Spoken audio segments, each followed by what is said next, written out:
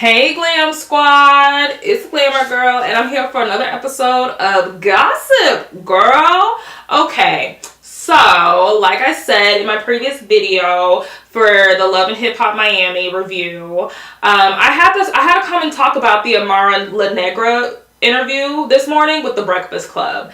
And if you don't live under a rock, if you got Twitter and shit like that, you saw her trending on Twitter this morning because Charlamagne and DJ Envy wanted to challenge her on her storyline, basically calling her out, saying that the storyline was fake or that colorism in entertainment doesn't exist anymore.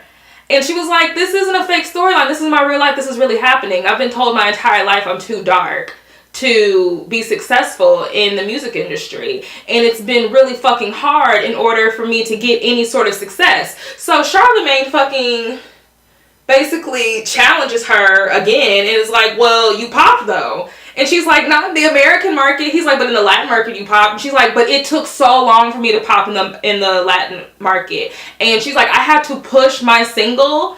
She's like, I pushed one song so fucking hard for so fucking long in order for that shit to pop. And that's what she's saying. No matter how talented you are, no matter how good the song is, no matter how hot it is, if you're dark skinned, especially a dark skinned woman, they ain't gonna pay attention to you. And you gotta work twice as fucking hard. Not than just the fucking white people. You gotta work twice as hard as the light-skinned girls. You gotta work twice as hard as the dark-skinned men. Because you're really not being paid attention to. So the fact that Charlamagne and DJ Envy wanted to sit here and play fucking oblivious was really fucking irritating. So then, I don't know, I just have this fucking perpetual frustration with Charlamagne. Because, you know, sometimes what he says is really thought-provoking, and sometimes what he says is really funny, but most of the time it's like this devil's advocate shit he does is so fucking annoying. He decides to be the voice for the dumbasses. That's just what he decides to do. So, you know, when they're like the truth and the facts are right there, he decides to take this little lump of people right here who are just like, well, but wait, he decides to be the voice for these motherfuckers and be like, but what if? That shit's annoying. You got too much of a fucking brain to do that, dude. And then, so I used to listen to his podcast, The Brilliant Idiots, and I had to stop listening to it because he does the same shit on that fucking podcast. And it's just like, the facts are staring you guys straight in the face, but you want to be assholes. You want to mansplain everything and fucking, you know, basically work your way around the facts to make this a non-issue. And it is an issue. So he's like, well, I just don't feel like colorism is an issue anymore. And, you know, well, Cardi B popped in the American music market. Well, one, Cardi didn't start off doing Latin music, point blank period. She never started off doing Latin music. She started off doing American music and then switched to Latin music. Not switched, but started doing Latin trap shit, you know? So, and then that just brings up the point again with fucking colorism. Like, what the fuck is wrong with you? Like, Cardi B is light, bright, and damn near white. And personally, I've never heard Cardi B claim Afro-Latina. Ever. I mean, of course, people claim it for her, but I'm just the type, if it don't come out of your mouth, I'm just gonna leave it alone and I'm gonna take it whatever the fuck you're claiming. So if you're claiming you're fucking Dominican, girl, you're gonna be Dominican until I hear you say you're Afro-Latina. Point blank period. But, yeah, so it's just like he just reiterated Amara's point when he was like, but Cardi B popped over here, and it was just stupid. And I'm just like, what the fuck? Because it's so apparent that it's still happening in the entertainment industry. Like, fucking Viola Davis is just now getting a fucking primetime television show. And she's been doing this shit probably longer than I've been alive. Taraji just got a fucking feature film.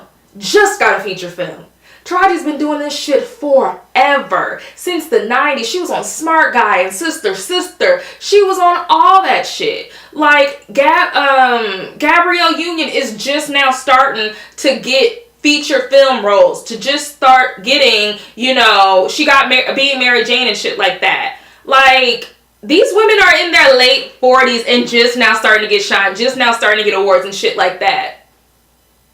Really?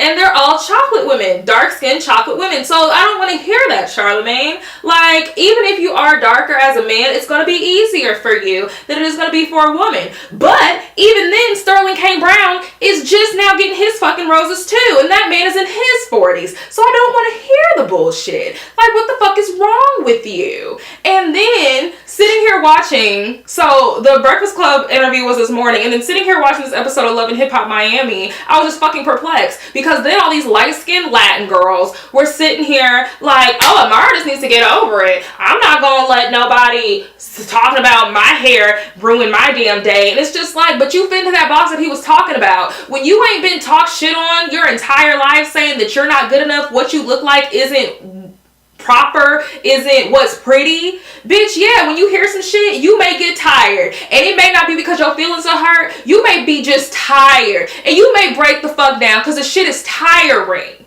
okay? It just is. So then, the other little smurfette bitch, I don't know her name, the one that had the blue hair, she over here talking about, well, yeah, I think it's time for her to let it go. I mean, he apologized, but he's still pushing that narrative that her being her skin color and her wearing her hair the way it grows out of her hair isn't going to be good enough to make her successful. He's saying that she needs to change her fucking look in order to be successful. So he's still pushing that same bullshit ass narrative. And you bitches, you pick me ass bitches, are ready just to throw your friend under the goddamn bus in order to cape for this light skinned man who ain't shit. I ain't never heard that man in my whole entire life.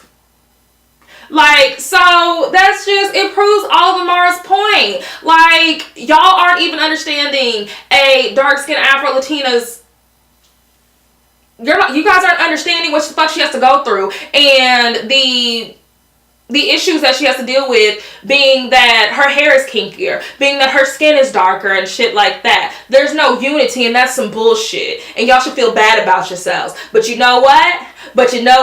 She's the one getting all the motherfucking recognition. She's the one with the motherfucking music deal now. And I bet you in the next year that bitch gonna pop. And I can't wait to see you hoes be sick when she pop. And I hope that she don't give Charlemagne's ass the time of day. You know how Nikki's ass don't take her ass up to the Breakfast Club no more? I mean, she does it because she can't handle critiquing. But regardless, I hope Amara does the same exact fucking thing. And it's be like, you know what? I don't feel like going up there and talking to Charlemagne no goddamn more. Because I don't got motherfucking time. But anyways, please like, comment, subscribe, and share. Share with your friend. Tag a friend. Let me know what you think below. Do you guys think colorism is still a thing? Do you think that it's gone away with and that everybody has an equal playing field? Let me know. So please follow me on Instagram at Gorgeous Glamour and on Twitter at Glamour Girl. You guys should already know how to spell glamour, but for the newbies, it's Glamher.